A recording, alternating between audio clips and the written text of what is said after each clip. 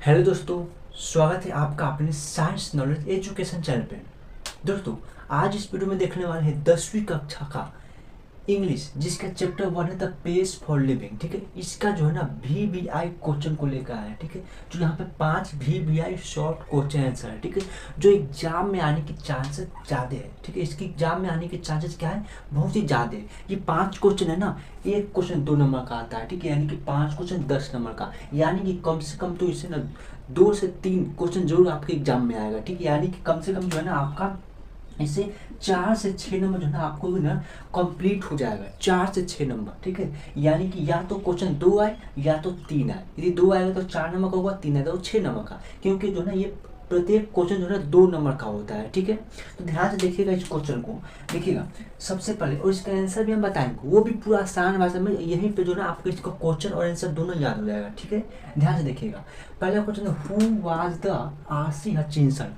Who was the RC Hutchinson. RC Hutchinson कौन थे? कौन थे आरसी हचिंसन? देखिए, तो आरसी हचिंसन कौन थे? तो द पेज फॉर लिविंग के राइटर न थे, तो क्या लिखेंगे? तो the RC Hutchinson was the writer of the page for living. क्या लिखेंगे? RC Hutchinson was the writer of the page for living. नहीं ना थे, यानी कि देखिए आरसी हचिंसन पूछा, यानी कि who was the RC Hutchinson, यानी कि आरसी हचिंसन कौन थे? ठीक है, तो कौन थे? इसका राइटर थे, द पेज फॉर लिविंग का राइटर थे। ठीक है, आंसर पता हो गया। अब देखिए तो पता हो गया ना, बहुत अच्छा। यदि ये आपको समझ में आया ना, इसका क्वेश्चन और ये इसका आंसर समझ में आया, तो वीडियो को आप लाइक कीजिए। ठीक है, देखिएगा अगला क्वेश्चन यहाँ पे है, सेकंड नंबर क्वेश्चन है, हु साउ अ प्ले इन डबलिंग। हु साउ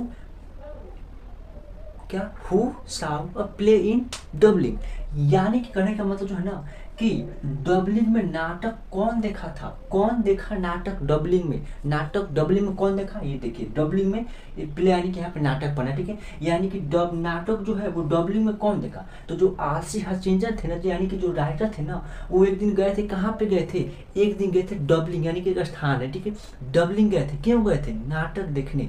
नाटक देखे तो वहाँ पे सिनेमा में। ठीक है, तो आंसर क्या होगा? यहाँ पे क्वेश्चन देखिएगा, हु साउ अ प्ले इन डबलिंग, यानी कि नाटक जो डबलिंग में कौन देखा? कौन देखा था दोस्तों?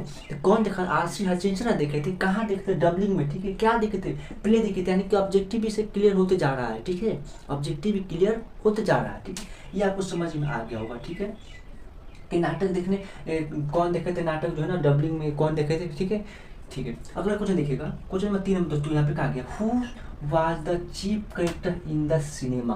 Who was the chief character in the cinema.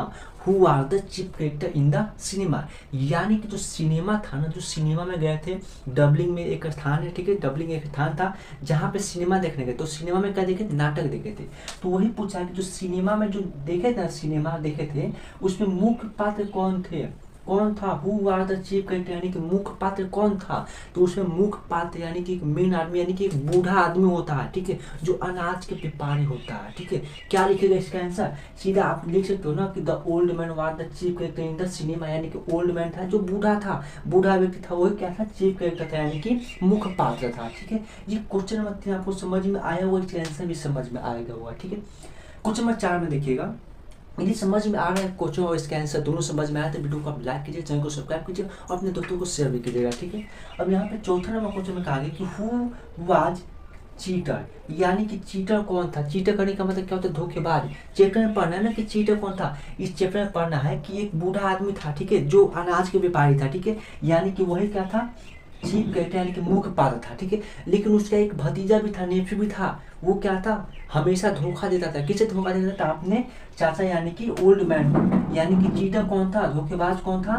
तो जो है ना ओल्ड मैन के, यानी कि बूढ़े आदमी का क्या था? भतीजा, नेफ्यू था। ठीक है, इसका आंसर आपको समझ में आया होगा कि चीटर कौन था? तो बूढ़ा आदमी का भतीजा, यानी कि नेफ्यू था, किसका? ओल्ड मैन का। ठीक है, क्वेश्चन के साथ आपको आंसर भी समझ में आया होगा। ठीक है, अगला और सबसे लास्ट क्वेश्चन देखिएगा दोस्तों, 5 नंबर क्वेश्चन में कहा गया कि where did the writer watch the play. कहने का मतलब जो है ना कि राइटर जो था वो कहाँ पे प्ले यानी कि कहाँ पे नाटक देखा था, कहाँ पर नाटक देखा था। देखिए इससे पहले जो क्वेश्चन बताया उसी में उसका आंसर छुपा हुआ है। यहाँ पे क्या लिखा है, where did the writer watch the play, यानी कि वेयर यानी कि क्या होता है, कहाँ होता है, ठीक है। यानी कि जो राइटर था वो कहाँ पे नाटक देखा था, कहाँ पे देखा था। देखिए इस क्वेश्चन में कहा गया है who saw a play in doubling, यानी कि नाटक कहाँ पे देखा था, डबलिंग में। तो आंसर क्या लिखिएगा कि जो राइटर था वो कहाँ पे देखा था नाटक, तो डबलिंग में देखा था, ठीक है। तो ये पांचों क्वेश्चन आपको समझ में आया होगा और इसका आंसर भी समझ में आया होगा, ठीक है। यदि समझ में आया तो आप वीडियो को लाइक कीजिए, चैनल